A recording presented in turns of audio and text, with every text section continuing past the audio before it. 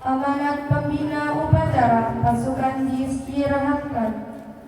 Untuk amanat istirahat di tempat. Gerak.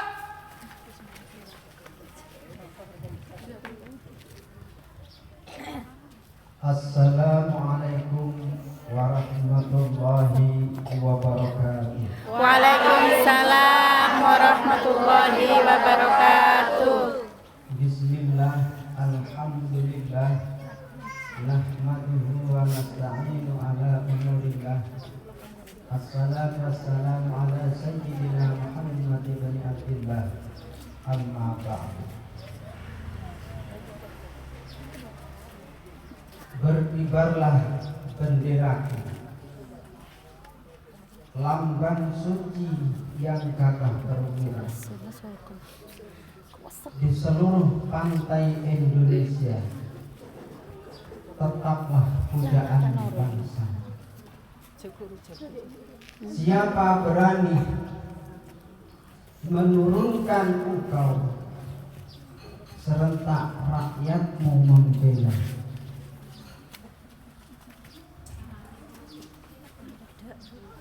Sang merah putih yang gagah perwira, berkibarlah selama-lamanya.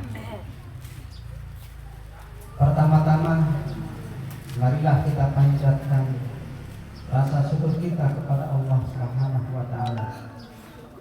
Karena berkat-berkat rahmat Allah Subhanahu wa taala, kita diberi karunia kemerdekaan bangsa Indonesia, di mana kemerdekaan bangsa Indonesia merupakan tujuan seluruh bangsa yang bisa melaksanakan keadilan, kesejahteraan, kesetaraan dalam berbangsa dan bernegara.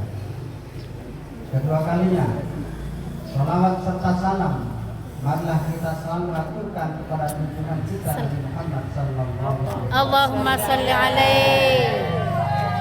Sebagaimana semangat perjuangan Rasulullah Muhammad sallallahu alaihi Allahumma wasallam salli alaihi. dan para sahabatnya yang mampu memerdekakan bangsa Arab.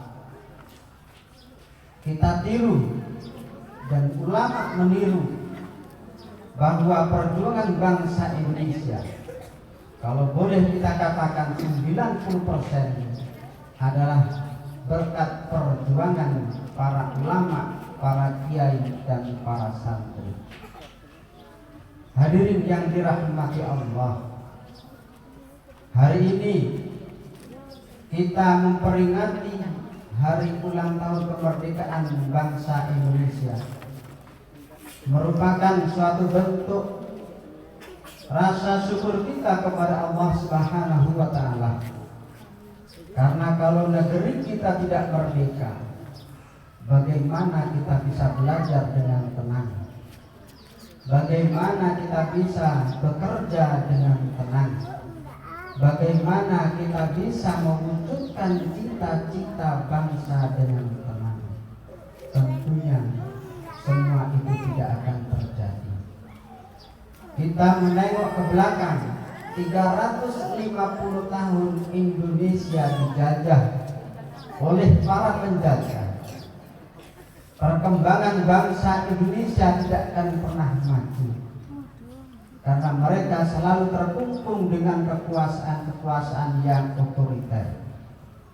Mereka selalu dikekang, tidak boleh meningkat apalagi maju. Bahkan kita pun dibodohkan beratus-ratus tahun, sehingga kita tidak memahami dunia luar, tidak memahami bagaimana kebebasan itu yang sebenarnya.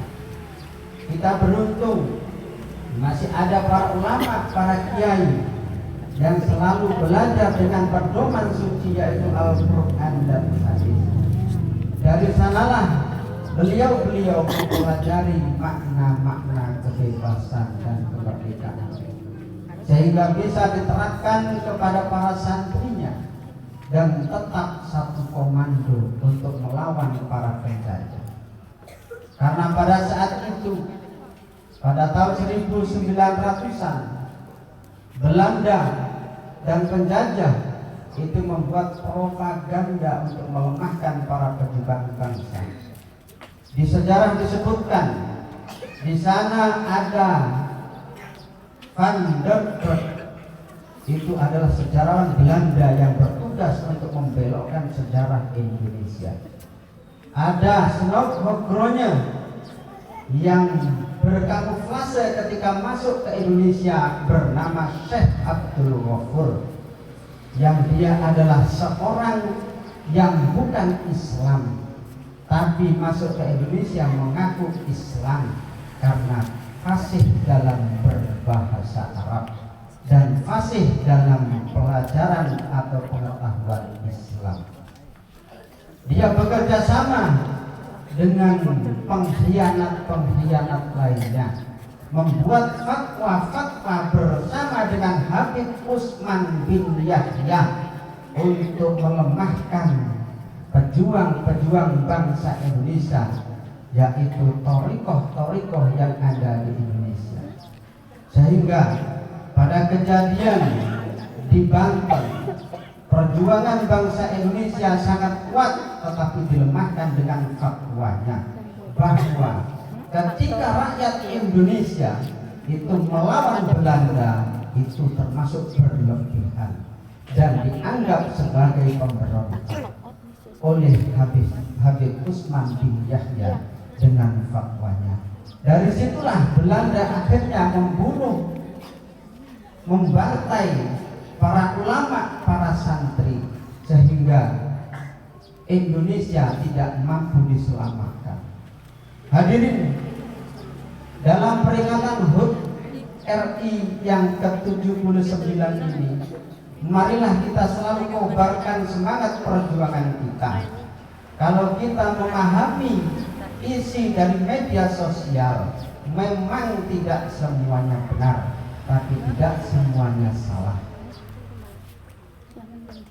Sudah pernah saya katakan bahwa hari ini sejarah NU sudah dibelokkan.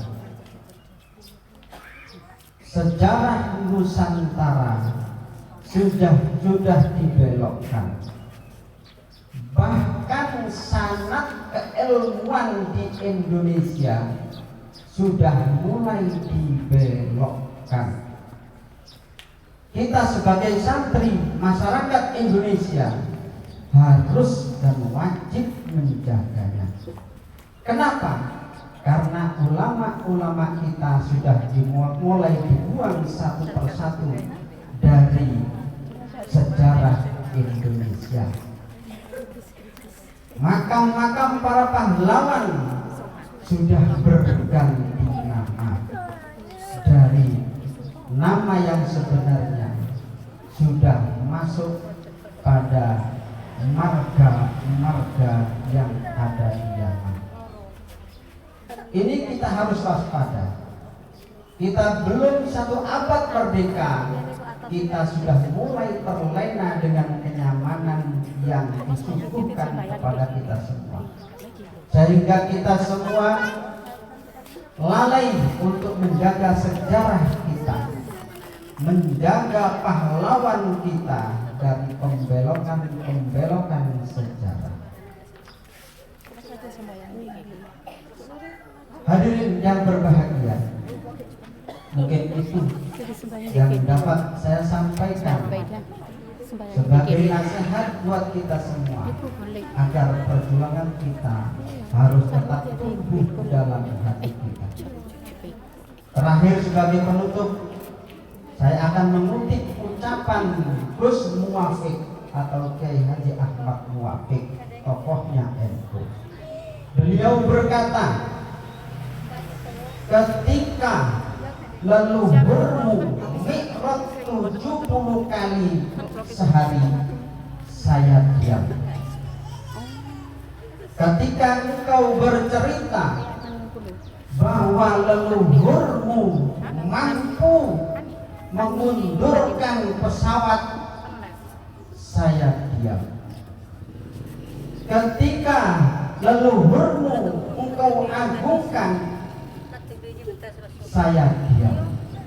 Tetapi ketika Pancasila sudah kamu akui, bendera merah putih kamu akui, bahkan kemerdekaan 17 Agustus 1945 sudah engkau akui bahwa itu adalah perintahnya, maka saya tidak akan pernah diam. Itulah ungkapan yang disampaikan oleh Kiai Haji Muwafiq, tokoh NU. Demikian, apabila ada kurang lebihnya mohon maaf yang sebesar-besarnya. Akhirul kalam. Assalamualaikum warahmatullahi wabarakatuh. Waalaikumsalam warahmatullahi wabarakatuh.